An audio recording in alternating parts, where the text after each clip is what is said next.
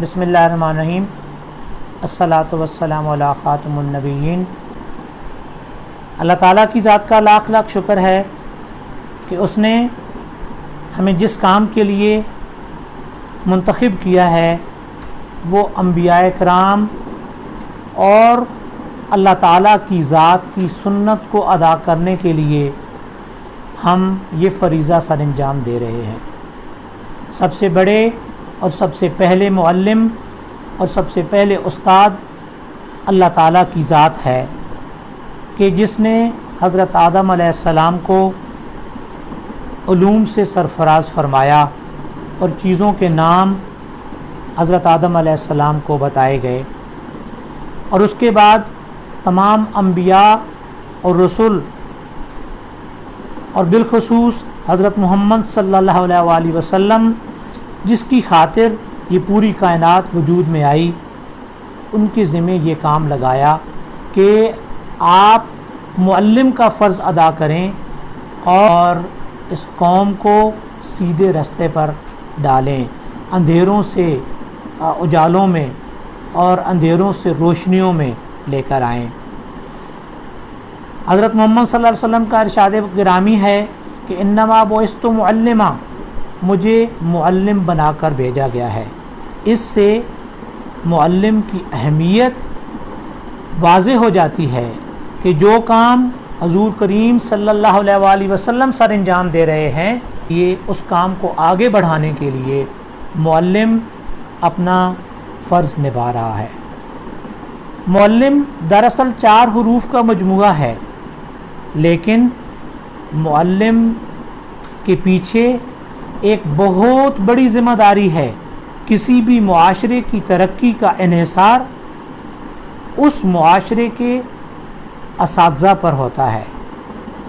वो असातिज़ा जिस तरीके से उस मुआशरे के नौनिहालों की आबियारी करते हैं, इसी तरीके से वो मुआशरा तरक्की करता है। ये तरक्की मुआशी तरक्की हो, समाजी तरक्की हो या अखलाकी तरक्की हो, किरदार की तरक्की हो, इन तमाम के पीछे असातिज़ा का किरदार है। इस वक्त दुनिया में साइंस और टेक्नोलॉजी में तरक्की हो चुकी है, के पीछे भी असातिज़ा का हाथ है। अगर मुआशियात में तरक्की की मंजिलें ममालिक और मुआशरे तय कर चुके हैं, असातिज़ा के मरहून मिन्नत हैं। और अगर कोई मुआशरा अखलाक के दायरे में आला मुकाम पर फायज़ है तो बिलाशुबा हम कह सकते हैं कि उस मुआशरे के नौनिहालों की आबियारी में असातिज़ा का हाथ है। असातिज़ा एक रोल मॉडल हैं। इस तरीके से मुआशरे के नौनिहाल की तरबियत करते हैं, मुआशरा उसी डगर पर चल पड़ता है। और अगर ये मुआशरा आला मुकाम पर फायज़ है तो इसका मतलब ये है उसके पीछे उसके असातिज़ा का हाथ है। ये असातिज़ा जिस तरीके से अपनी अखलाक के साथ,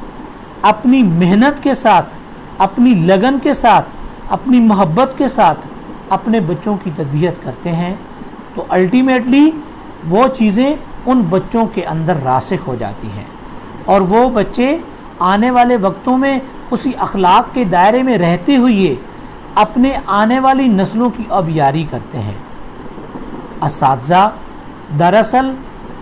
एक ऐसे मेमार की मानंद हैं कि एक मिट्टी लेकर आता है, उसको छान फटक करता है, उसको गूंथता है और उसके बाद फिर उस मिट्टी से वो जिस तरह चाहे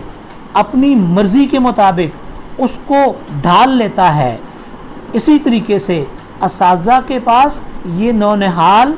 बच्चे ये अमानत के तौर पर असातिज़ा के पास होते हैं और असातिज़ा इनको जिस रंग में ढालना चाहें ढाल लेते हैं, जिस शक्ल में तरतीब देना चाहें तरतीब दे देते हैं। तो इससे ये हमें मालूम होता है कि असातिज़ा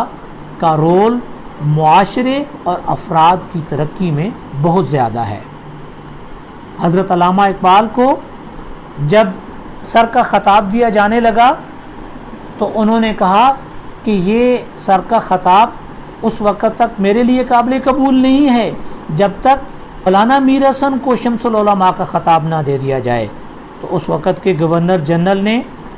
یہ کہا کہ میر حسن نے تو کوئی تصنیف نہیں کی ہے، تو اس کو ہم شمس العلماء کا خطاب کس طرح دے سکتے ہیں؟ تو علامہ اقبال نے کہا کہ میں ان کی زندہ تصنیف ہوں۔ اس سے یہ پتہ چلتا ہے کہ افراد کو بنانے میں، افراد کی زندگیوں کو بنانے میں، افراد کے ذہنوں کو بنانے میں، افراد کو ایک اعلیٰ مقام دلانے میں اساتذہ کا رول ہے، اور اساتذہ کے بغیر یہ نسل، آنے والی نسلیں ترقی نہیں کر سکتی جب تک اساتذہ اپنی محنت اور لگن کے ساتھ ان کی آبیاری نہ کر لیں۔ لیکن ہم دیکھتے ہیں ہمارا استاد بہت اچھے ڈاکٹر بنا رہا ہے، بہت اچھے انجینئر پیدا کر رہا ہے، بزنس مین پیدا کر رہا ہے، غرض ہر شعبے میں جہاں جہاں ہم ترقی کر رہے ہیں ہمارا استاد وہ سب کچھ کر رہا ہے،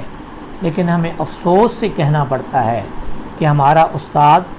شاید اچھا انسان نہیں بنا رہا، سب کچھ اچھا بنا رہا ہے، سب کچھ ترقی کی طرف جا رہا ہے، ٹیکنالوجی ترقی کر رہی ہے، سائنس اپنے عجوبات دکھا رہی ہے، لیکن ہم